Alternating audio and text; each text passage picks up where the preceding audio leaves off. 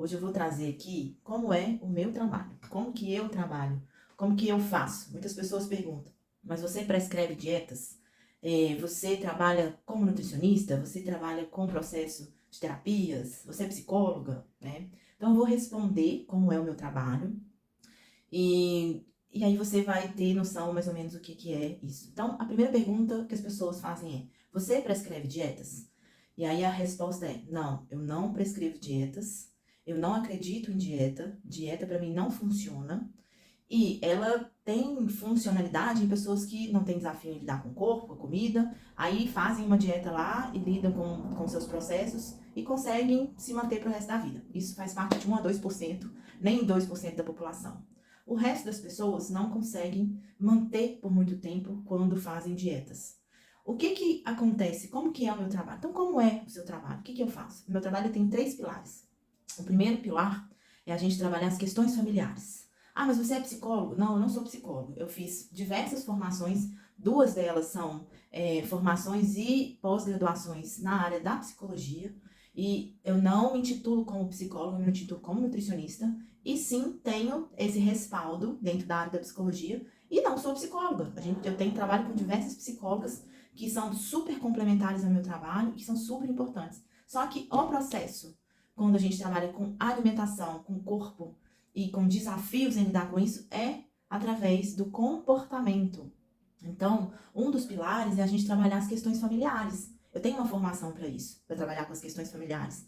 Porque se eu tive desafios dentro da minha família, se eu não tenho uma estrutura e eu possuir vazios internos dentro de mim, eu tenho vazios diante dessas relações familiares, e não estou dizendo que isso é a pior coisa do mundo, não, que é super comum a gente ter as questões familiares. Isso acontece porque a gente não tem pais perfeitos e nem precisa ter pais perfeitos. Os pais são os pais certos para que a gente tenha ferramentas para trabalhar internamente, crescer e evoluir e ser melhor cada dia mais. E isso, a gente, no processo, quando a gente vê os vazios familiares, a gente trabalha os nossos potenciais. O que a gente precisa fazer para crescer e evoluir diante da vida e nos transformarmos como pessoa, tá? Então, essas questões, muitas vezes, nos geram traumas, essas questões familiares, nos geram traumas, nos geram medo, nos geram insegurança para lidar diante da vida, que muitas vezes a gente leva para a alimentação e para o corpo.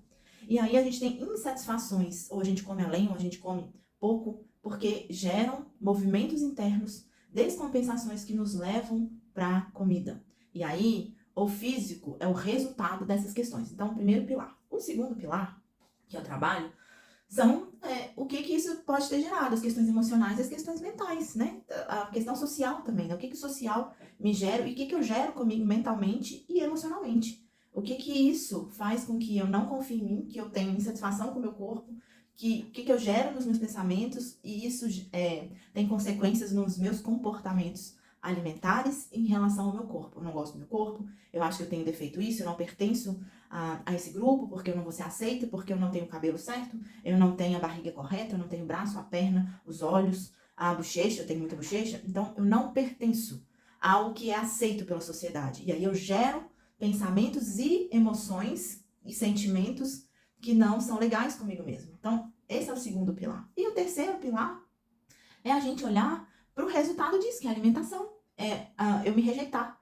Então, eu me rejeito, eu não gosto de mim, eu me alimento mal, eu preencho meus vazios, e aí a gente trabalha esse comportamento. Né? Assim, já fiz diversas dietas, o que eu faço com o meu corpo, a mentalidade da dieta, tudo que está relacionado ao meu comportamento alimentar e como que eu posso tomar decisões internas para mudar esse comportamento, para que o meu físico chegue mais próximo daquilo que eu desejo, a gente precisa trabalhar esses 3 pilares. Então, a alimentação sim vai ser trabalhada e muitas vezes a gente vai ver que a gente está comendo mesmo muito alimentos que contêm muitos carboidratos ou gorduras saturadas, hidrogenadas, que me levam a um ganho de peso maior, que eu estou comendo muitos alimentos processados, ultraprocessados, doces, e aí eu preciso reduzir, melhorar muito, movimentar o meu corpo para que eu consiga perder peso e chegar mais próximo daquilo que eu desejo e esteja satisfeito comigo mesmo. Porque o corpo, querendo ou não, ele é o nosso transporte, para que a gente comece, nasça nele e morra nele e consiga chegar até o final da vida com qualidade. Então a gente precisa olhar para o corpo. Então sim, a gente vai olhar para a alimentação, para o corpo,